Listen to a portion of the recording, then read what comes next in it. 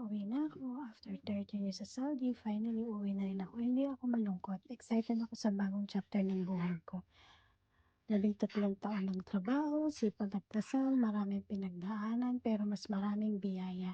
Dito ako natutong tumayo mag-isa, maging praktikal at lalong pahalagahan ng pamilya. Bilang isang nanay at asawa, lahat ng ginawa ko may dahilan para sa mas maayos na bukas, para sa mas tahimik na isip at para sa panahong mas kasama ko na ang mahal ko sa buhay. Nandito ako sa airport, bitbit ang dalawang maleta.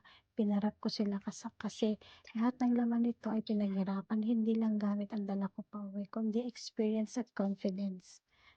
Hinatid ako ng asawa ko. May konting lungkot, oo, pero mas nangingibabaw ang suporta. Yung alam mong pareho kayong naniniwala na tama ang desisyong ito. Ang pag-uwi pala, hindi pagtatapos. Restart button siya. Hindi ko man alam ang lahat ng mangyayari, pero alam kong handa ako. So ayun, pauwi na talaga ako. Salamat Saudi sa 13 years. Hello, bagong simula. Mas masaya, mas kalmado, mas present na version ng sarili ko. At ayun nga, pagkatapos ng wrapping ng maleta ko, nagpunta kami sa waiting area kasama kong asawa ko habang nakaupo. Kaba ang nararamdaman ko. First time kong mag-connecting flight, Jeddah to Dubai, tapos Dubai to Philippines. Excited pero tense din. Lahat ng puso ko parang nagmamadali sa tuwa at kaba. Ngunit habang nakaupo doon, nararamdaman ko ang peace at saya.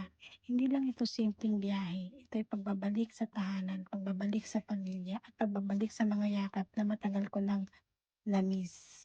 Sa part na yan, at pagpapunta kami doon sa waiting area, talagang ninanamnam ko na yung time na magkasama kami ng asawa ko. Panay na sabi ko dyan sa kanya ng I love you.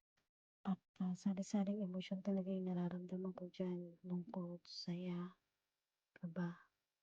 At syempre, hindi mawawala din talaga na ma-amaze ako dito sa airport na 'to. Kaya apakaganda, talaga naman. First time ko talaga nakakita ng ganitong airport. Ang ganda-ganda talaga niya. Super laki, ang liwanag at ang linis. Ito yung na talagang mabibilib ka sa Saudi. As in, hindi kinurakot ang ano, mga budget.